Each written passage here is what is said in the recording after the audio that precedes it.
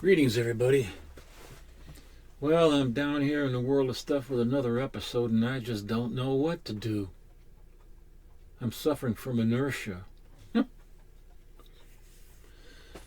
um, yeah, I feel like counting flowers on the wall. That don't bother me at all. How does that song go again? Playing solitaire till dawn with a deck of 51. Smoking cigarettes and watching Captain Kangaroo. Don't tell me I got nothing to do. Ugh. I don't even know if I should upload this stuff here. Let's see here. I'm gonna have some coffee. That's what I'm gonna have. Maybe that'll wake me up.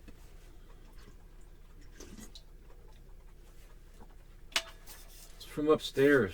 I mean, from back there. I brew my own. I got the cup from Dunkin' Donuts, but this is my own coffee.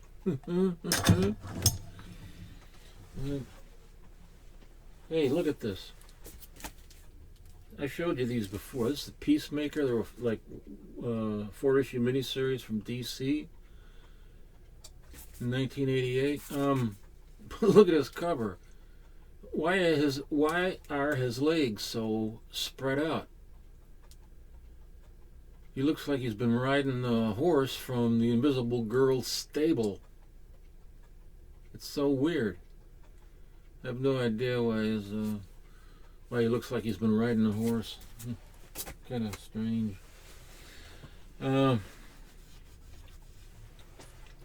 Crap almighty. Oh, get a load of this. I picked up, this is something curious here. I have a copy of Strange Tales 99 here that I pulled out from the collection. I mean, I got this recently, and then I put it away, and I pulled it out again because there was something curious about it. And when I realized what it was, I decided to show this to you. Now, this was put out in 1962. Pretty close to around the same time as Hulk #5, but look at the similarities. You got a Hulk-like monster here. It's a Kirby cover. And you have these three guys, these trolls, coming down this concrete stairway. And look at my fingers. How am I ever going to play ukulele with these sausage fingers? Anyway, here's a copy of Hulk #5, side by side. Look at the comparison there. In both issues, you got all these concrete walls going on, and you got a Hulk-like monster on the cover, trolls coming down cement staircase.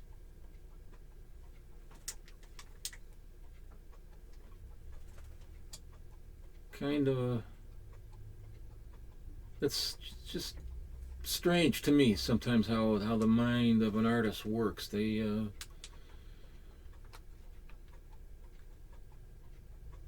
sometimes I think they're redrawing things because they've drawn so much throughout their career that they have something that they've redrawn and unconsciously don't even realize it's just the similarities. But and other times it's a direct swipe. Sometimes an in-house swipe. Sometimes a swipe from somebody else, which Marvel is known for, swiping their ideas. They're known as the House of Ideas. It should be called the House of someone else's ideas. Yeah, so I just thought that was curious, isn't it?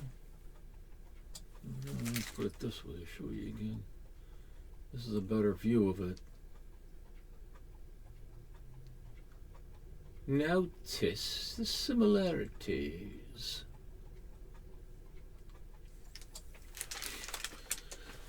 Oh, and then I got this. I have some other Foom issues. I haven't been able to find them, but I do have some. This is Foom number, what, 5?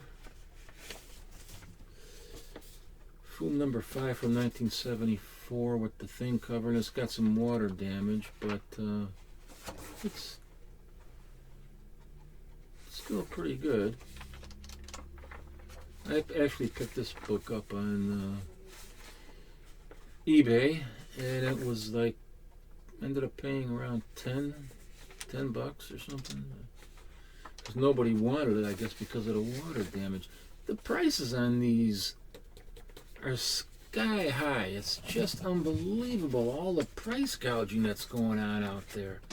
It's almost as if everyone's expecting some kind of a crash worse than 1929, and they want to get as much money now as they can before it happens, and then convert that into gold or silver or something. I don't know, but man, God, everything is so expensive, unbelievable.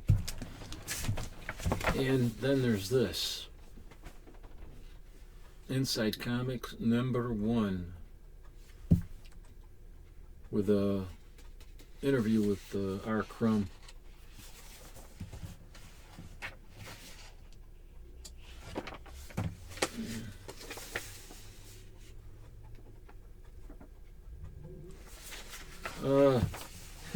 Something interesting in here. Listen to this. A couple of interesting things in here. Let's see, where am I? First of all, there's a letter in here from C.C. Beck and Shazam to the editor of the magazine. I'm just going to read part of it towards the end here. He says to the end here, well, wait a minute.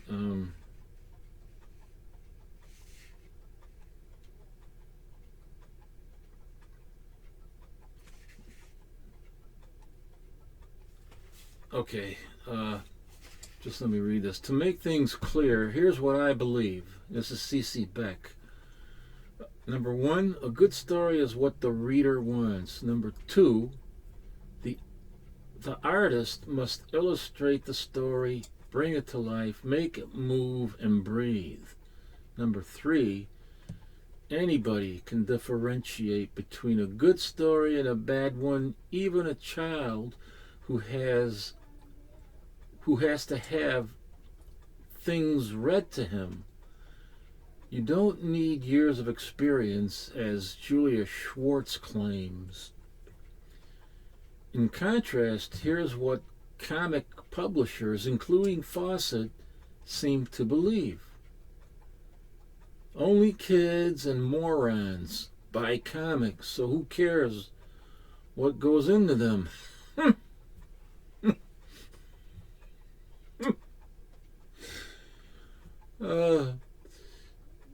Number 2, pay very low rates for stories and art. Keep everyone under control and never let any of the help open their mouths. This is 1974. Number 3, I'm finding it hard to read with these glasses on. As all comics are equally junk, superior production and distribution will beat out all competitors. Never listen to fans or readers, only to news dealers and accountants. They know what goes. Everything else is nothing. That's C.C. Beck. He's the former artist of National's Shazam and was a long-time head artist when Fawcett produced the Captain Marvel Adventure series. Interesting. C.C. Beck writing that to the editor.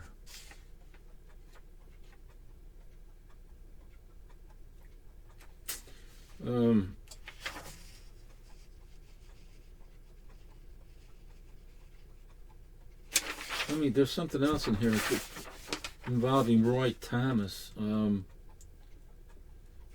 inevitable letter from Roy Thomas. I gotta read this to you.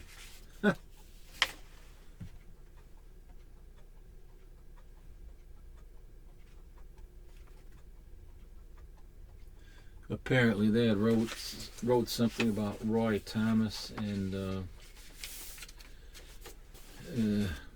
he responded to them.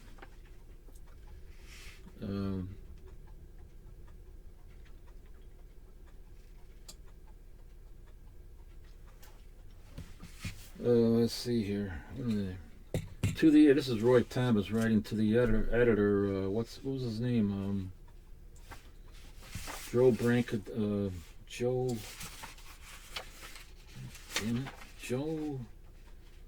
Brancatelli.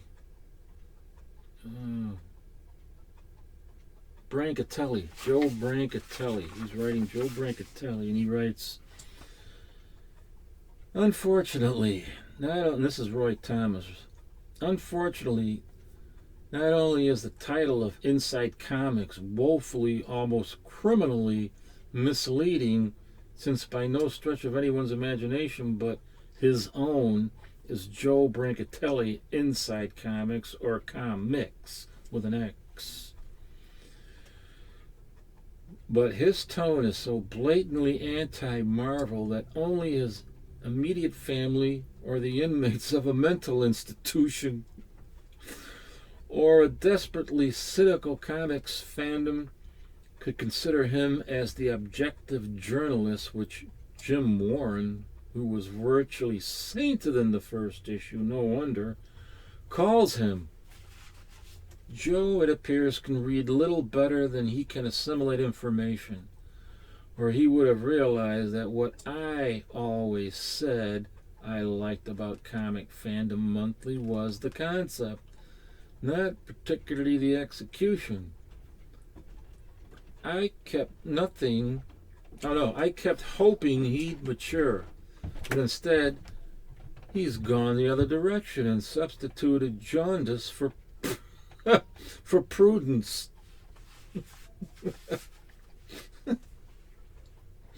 How else could he so grossly misrepresent the Thor episode, which was only the vaguest kernel of truth? Something like extrapolating the history of the American West from an issue of Rawhide Kid, or the circumstances unknown to him and even to most of my assistants that led to the demise of Savage Tales. In the latter demise, incidentally, it was a decision I concurred in readily, albeit sadly, and while Stan and I disagreed on various aspects of the magazine, its cover, etc., Joe obviously is not in on any of the economic and boringly non-personal reasons for the mag's cancellation. I won't bother to enlighten him, however, since he seems to be so much happier when he simply makes up his information wholesale. Naturally, we'd like a retraction, since Brancatelli is full of what I shall politely term manure. However, there'll be no threat of lawsuits. He isn't worth it. And if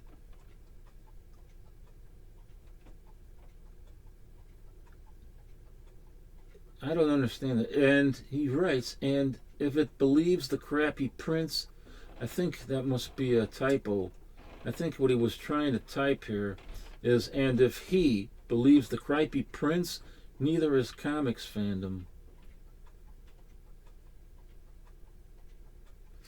I don't know. We pros are far from perfect, and comics distribution is indeed a jumble. But Joe Brancatelli is an out-and-out mess, and irresponsible besides, freedom of the press in his case merely means the chance to build a reputation, rumor mongering, the way that most comic fans have been too proud and too honest to do up till now. He should be ashamed of himself. Signed, Roy Thomas. Now, the editor, Joe Brancatelli's response. Roy Thomas is editor of Marvel Comics Group. He is also the editor and publisher of Alter Ego. Joe Brancatelli replies, It increasingly becomes an honor to be disliked by Roy Thomas. His inane and outright false comics would be laughable if they weren't so pathetic. We've already shown Roy Thomas for what he is in a recent issue of the Buyer's Guide. Now, how the editor of a comics group can be trusted to give embarrassing information about his own company is beyond credibility.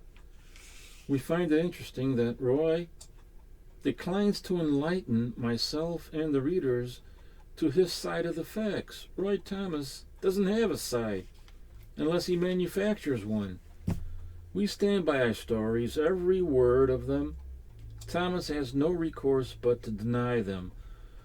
But he can't prove his denials. But as I said, Thomas has already been shown for what he is. Oh man, sorry to put you through that, but I just thought that was really interesting. Oh, and here,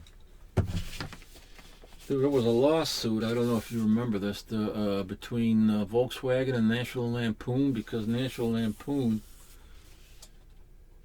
put this in one of their magazines. They did a parody of Volkswagen, and look what it says down there.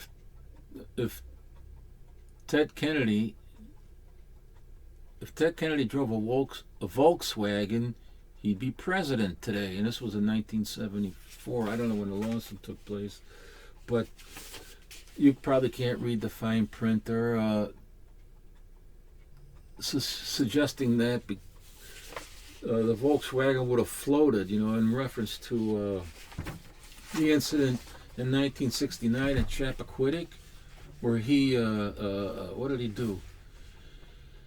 He drove off. He was,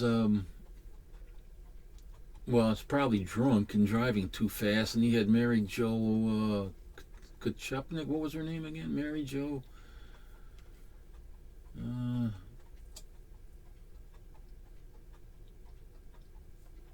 I forgot her last name, the proper pronunciation, Kachupnik. But he drove off with her right off the bridge. It was like maybe a 90-degree turn, and he was driving too fast, probably drunk, like I said. And Mary Jo, they went into the water, and he went out and saved himself and left her in the car. And he left her in the car there for I believe it was 9 or 10 hours before he called the police. And I think he needed that time to, get his story straight and maybe sober up a little bit, who knows.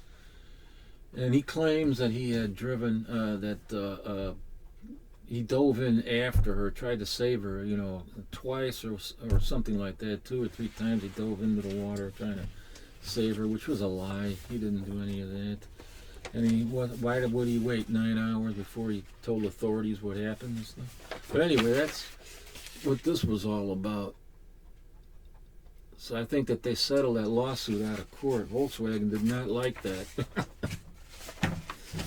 So I didn't read this whole magazine, but it's already started out with a blast, huh?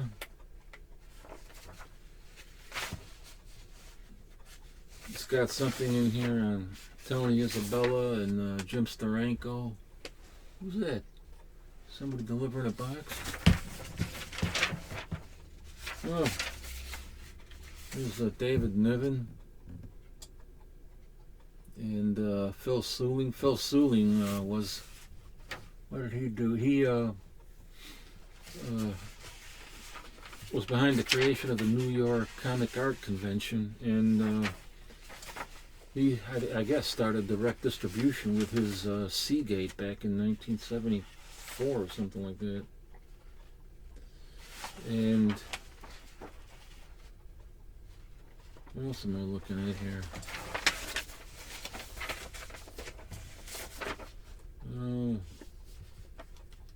Paul Levitz, Jimmy Steranko. Very interesting stuff in here. Oh yeah, Phil Sewing and David Niven. Oh, this thing was a little article there about he cost Columbia Pictures, James Warren, who published Vampirella, cost Columbia Pictures to change the name of their upcoming new movie from Vampirella to Vampira or Vampira.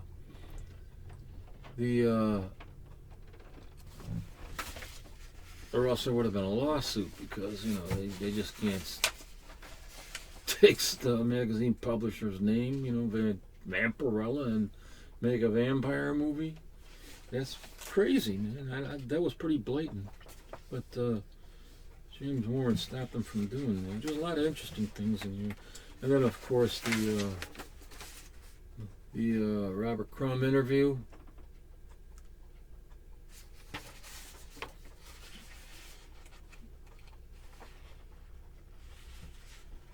Look at this. It's got Flax and Hacks and Neil Adams right down here. Anyway, a lot of interesting stuff. Inside Comics #1. I don't know what this would cost today, but spring of 1974. So I had that and this and that and oh hey. This Kit Carson thing, I wanted to show you this. Get up here for a minute. Hold on. What I want to show you.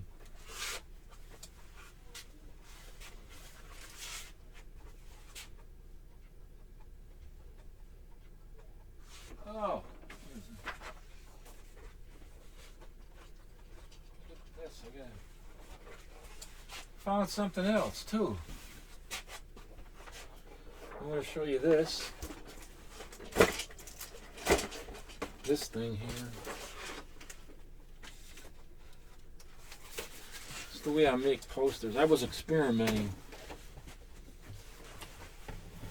I was doing some experimentation with these, trying to make posters I can hang on the wall without spending too much money on all the picture frames.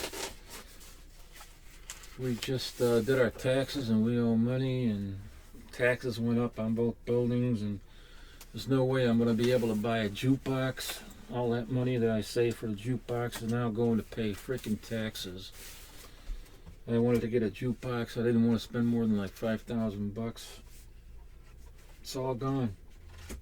And part of our savings is gone too, but I'm not going to get into that depressing stuff. But look how I made a mistake. I was experimenting, and then I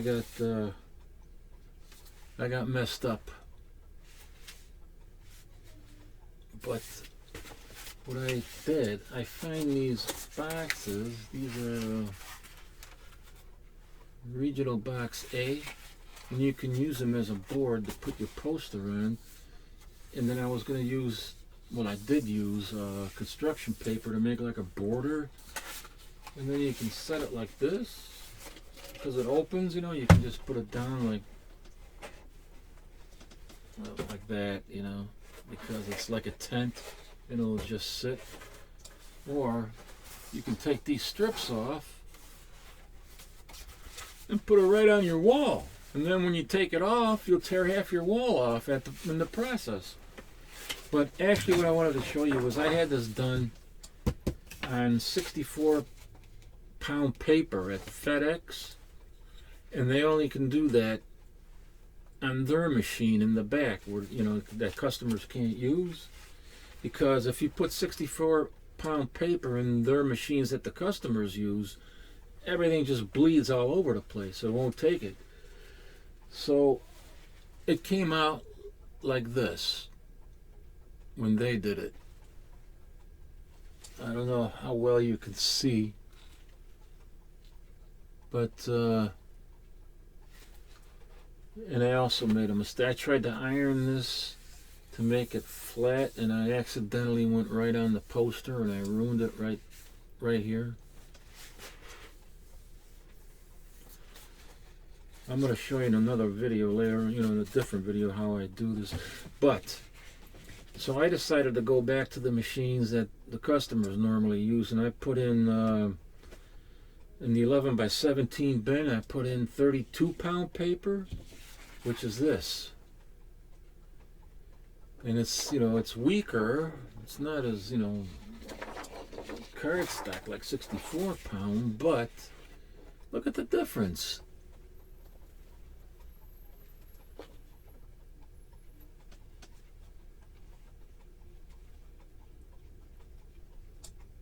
I think that it's even better with this because the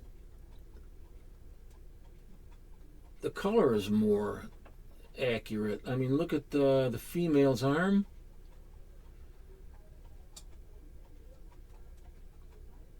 Because on the original cover, she doesn't have all that red going, that sunburn on her left arm.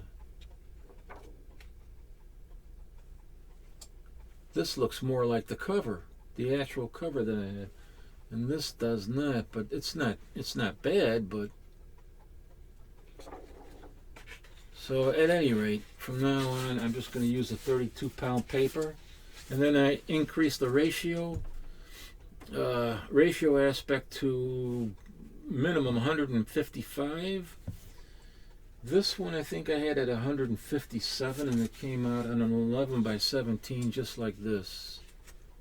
That's how it looked. So, and the first thing what I do when I go to those, in case anybody wants to do that themselves, make a cover from a favorite comic book or something. I mean, make a poster from the cover of a favorite comic book. They can, when they go there, they can do that. But always make yourself a black and white copy first, because that costs like, I don't know, 26 cents, and screw around with it until you get it just right. You might have to move the comic so you get the borders even, so you get the borders more even. I mean, you can always cut it off too, right, if you need to, or whatever, depending on what kind of frame you use or what you're doing with it. But I always experiment with the black and whites first until I get it right. So I thought that was kind of cool. But yeah, this was just an experiment. When I put this border up, I experimented with different types of glue and adhesive, and this didn't work out too well. But I have another method, and I'll show you that in another video, and it'll come out really nice, because I did have other ones that came out really nice, but they're upstairs, and I used like gold borders and red and black, and they all came out nice. This one didn't, because I think I used too much white glue, and then I tried to press it with an iron, and that was an experiment that failed. Anyway, one good thing about this, you can put your posters in here.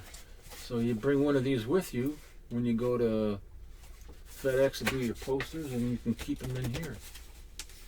That's one of these regional box A.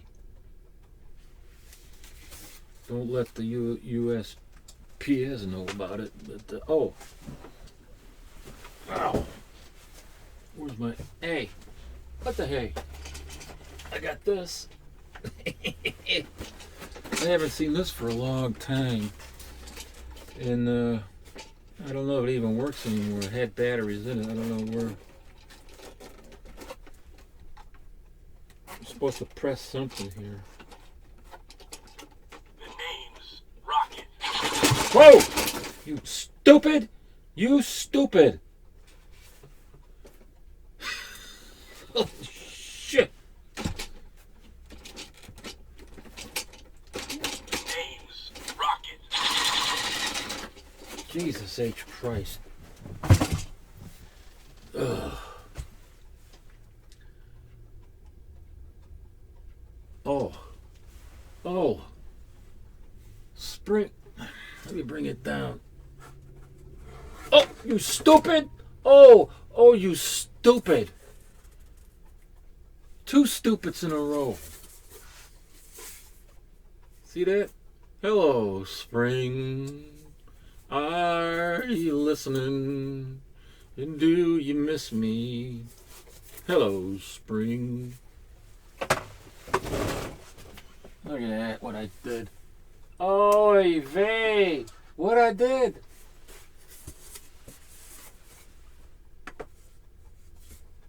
Yeah.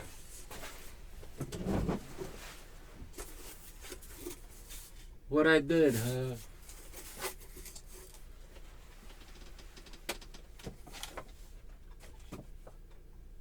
Well, be able to see it another time. Oh. I don't know. I should get that out of there. I mean, you know. Let me have a sip of my coffee here. I'm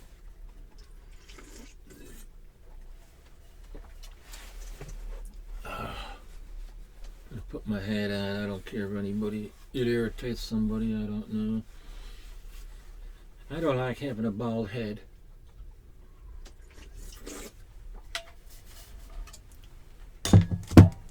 Oh, that coffee's pretty good.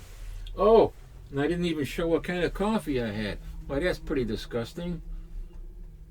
Just let me show you in a second here.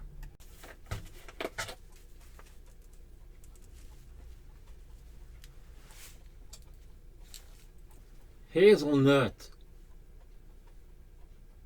ground coffee from Aldi's. Nutty and buttery. Oh. Carissimo. Twice as nice. At almost half the price. Well, it is half the price, actually.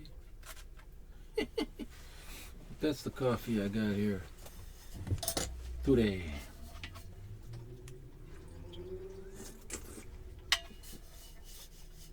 Ah. Oh, that's good. Yeah, that's good. Yeah.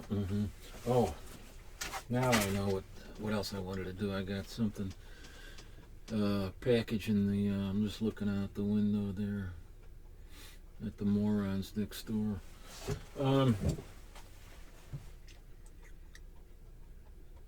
For that. What I wanted to talk about. Who was that again? That. Oh man.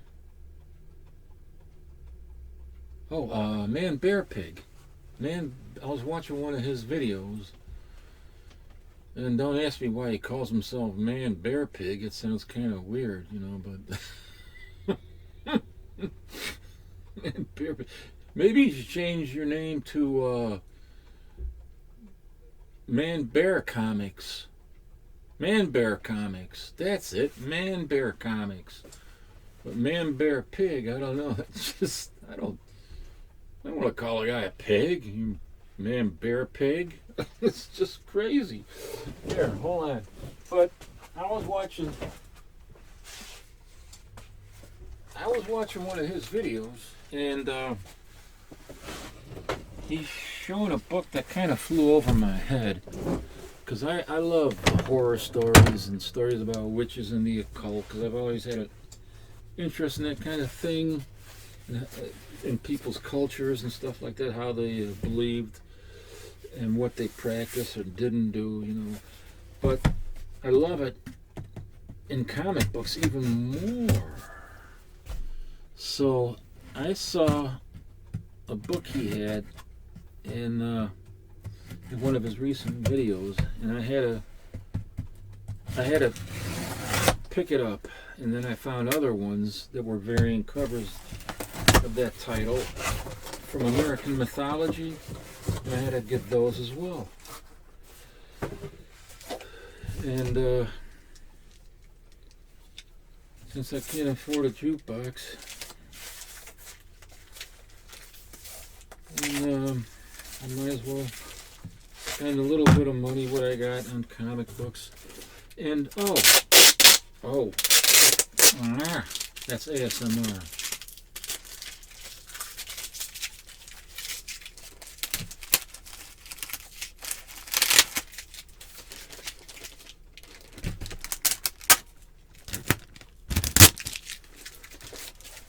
More ASMR.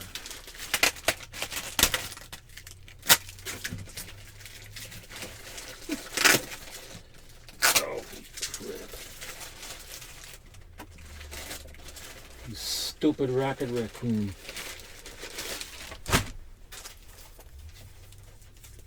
Let's see here.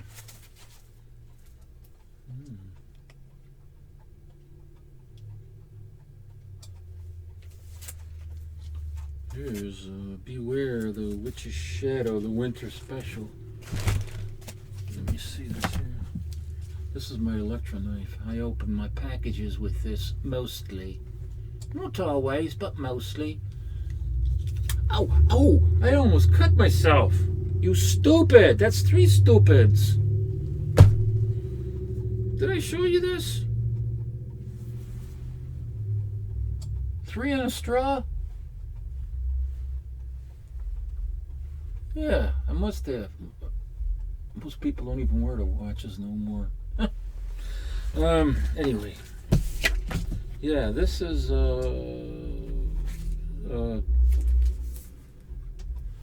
Beware. I got this from Lone Star Comics.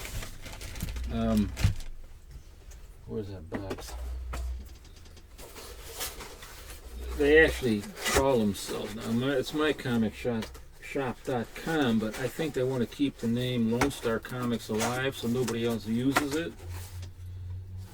So you see there, when they send it out, it comes from Lone Star Comics.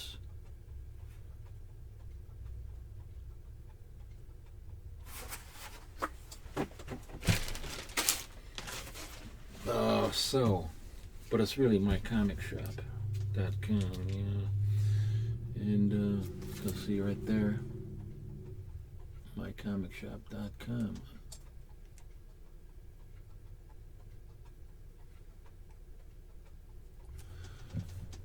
This is the winter special.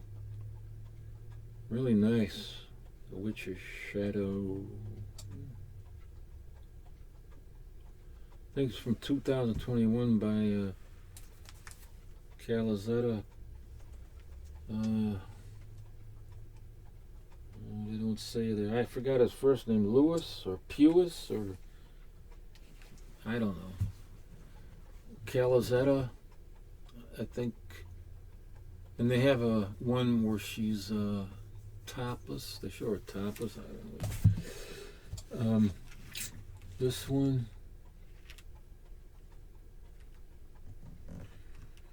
I wonder what this one is.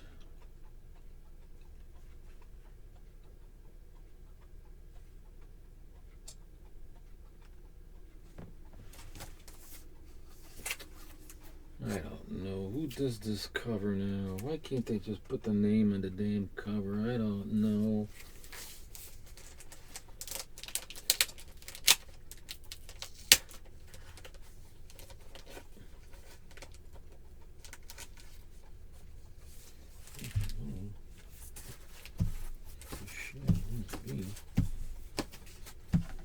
I don't know. I think this is the main cover. I think this is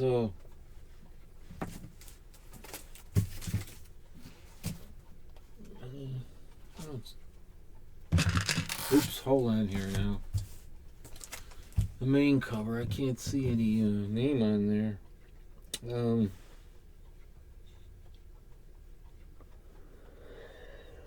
There was another guy that was doing covers. I think. What I remember reading his name, Bonk,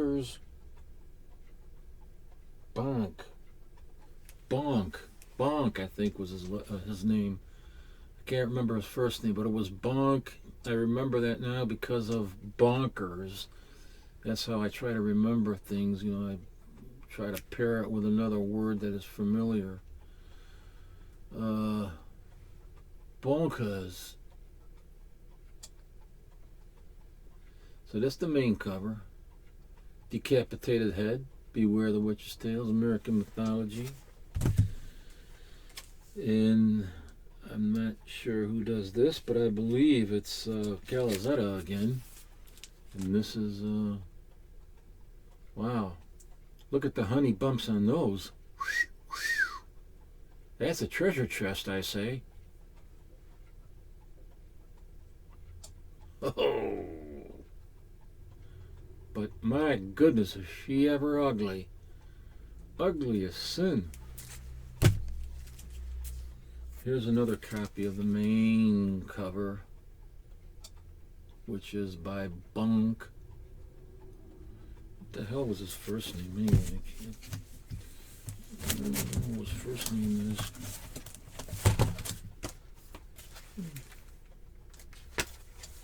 I got two of these. I didn't. Oh, I got two of those. And like I said, this is Man Bear Pig's fault that I had to buy all these. Oh, here's another one. I must have bought two of every one.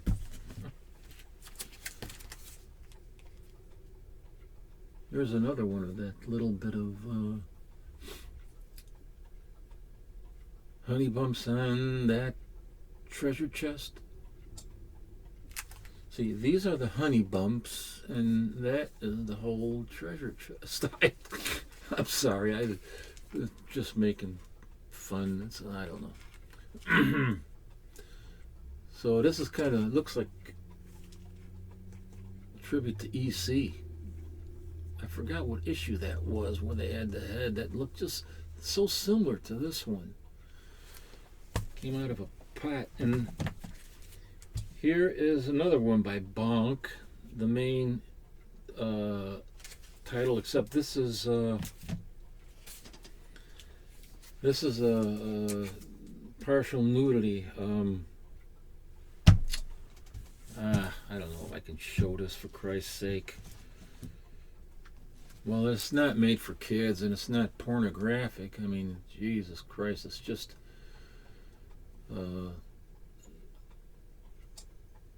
topless, kind of.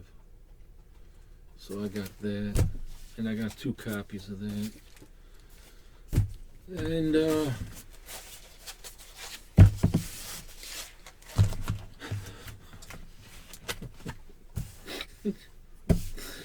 that's the problem with watching other people's videos. You see stuff, and and I have an interest in covers like this because I love horror, and so I had to get this. As long as I'm able to afford it, I got it.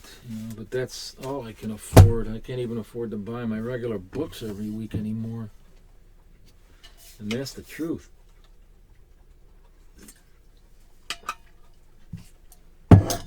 Drinking coffee? Yes, I'm drinking coffee. Now, there was one other thing I wanted to show. I didn't want to make a real long video, but there was what the hell? What was it?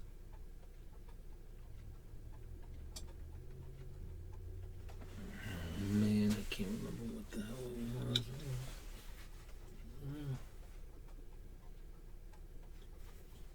Oh, I think it had something to do with the posters. Hold on. Yes, now I know what it was. I know what it was now.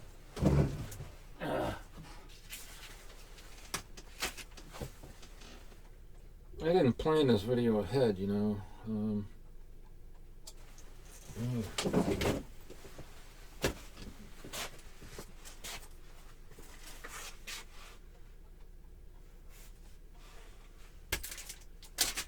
this it? No.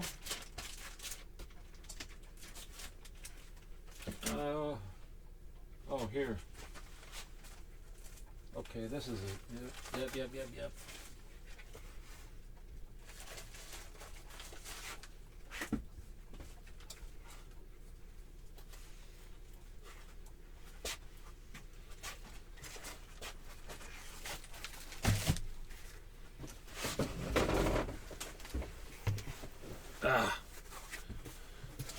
I had this sitting here, so you've probably seen it in another video. I made this on the 32-pound paper at FedEx. I think I used an aspect ratio of 155 on that. And because I thought it was a cool cover. It's from this issue. Satana.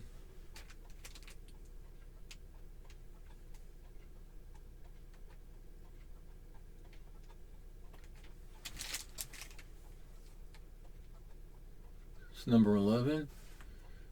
DC Superstars of Magic Giant. I think this is the first solo Satana or something. I don't know. What? No, they got the flash in here as an extra. Well, anyway, this is it's a key issue. I forgot what the reason why. I think it's for first solo issue. I'm pretty sure that's what it is. But anyway, the how I made this poster, because I didn't want the barcode in there, you know. This has the barcode in the corner, and I didn't want that, so I just got rid of it by making a copy on my printer from the bottom of the comic. I just copied the bottom of the comic, and then I cut out a piece of the, I'll show you. I cut out that piece right there. See that? And then I actually used a like a blue painter's tape, tiny little piece, and put it on here. And then I taped that onto the barcode, and it came out looking something like this. See? I didn't want to put it on the bag, or else this would, I think the mylar would have been detrimental to the actual finished poster. So I put it right on the barcode, and it worked quite well. It didn't do any damage or anything, so it worked perfectly. I think maybe I could have did a better job with this, but anyway. See, there's all sorts of things you can do if you like you got a favorite cover and you want to blow it up and put it on your wall or something. And this border, what you see here, is actually construction paper, blue construction paper, and I just cut the whole thing in here, and then put this on top of the poster on top of the construction paper, and then got it into the frame. So I thought that was pretty cool to do, because I like it, even though I don't have any rooms on the wall to put these.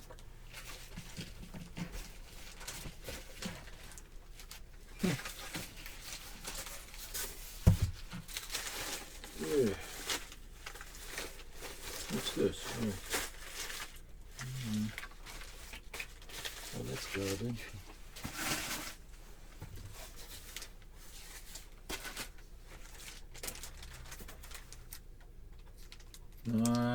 Nice. Got old Mr. Potato Head over here. trying to peddle some Barnum's Animal Crackers. He should be peddling potato chips. But I think he's on strike because he's tired of getting peeled.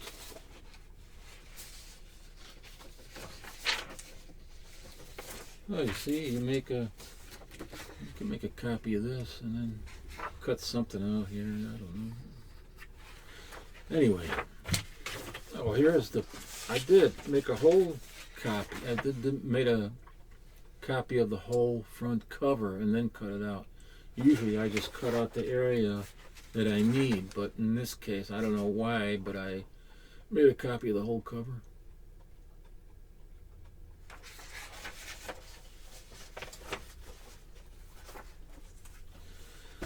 Well, so I will leave the link to the Man Bear Pig in the description box. Only fair because I'm happy to have these books, you know. So I'm glad I watched that video where he showed. I forgot which one he showed. He showed one of the variants, and it could have been a different one that I don't even have here. But these were the ones I saw online, and I liked these, and I just picked them up. Reasonably priced, under $10. Well, today is Sunday. It's around 2. My wife's going to be leaving pretty soon. Oh, here's something interesting. She's going to be going to there's these minstrels that used to play at the bar where she worked. She's not working there no more. And they always came in like once every 3 weeks to play inside the bar. Irish folk music. And since they can't do that no more, they're playing in a neighborhood where she used to live, actually. And they're playing right in front of the house of one of the musicians.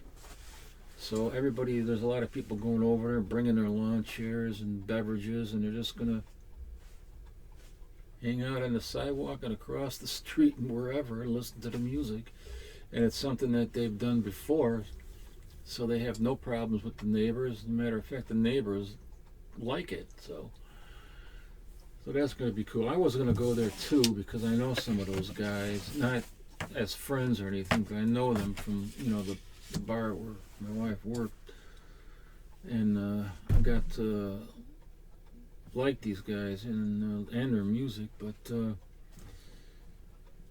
not today.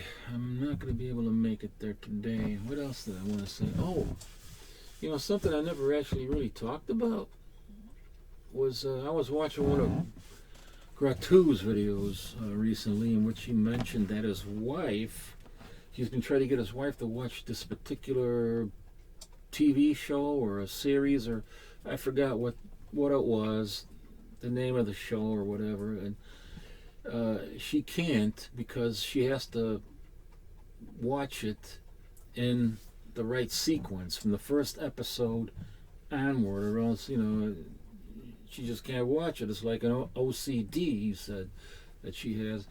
And I was kind of surprised because that's exactly what I have. I have OCD, several OCDs.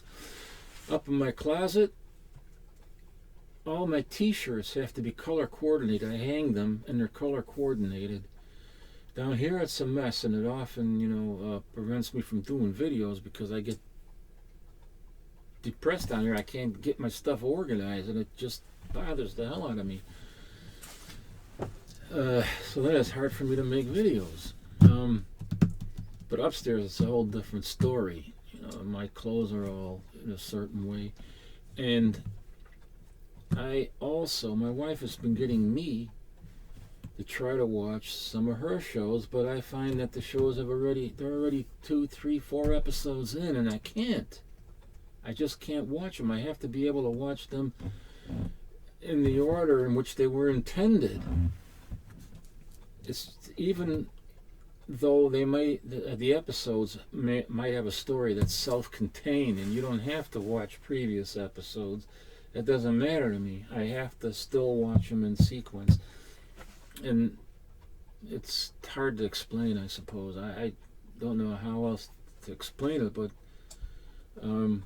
this is why I got so many DVDs. I can watch it the way that they were intended to be watched, especially if it's something like Star Trek or a TV show that I like. One of my favorite TV shows, which is ended now. That was The Big Bang Theory. But so that was interesting to me to see that his wife has the same situation, same OCD that I have, when it comes to watching TV shows. It's kind of strange there, but anyway. So I'm almost on an hour here.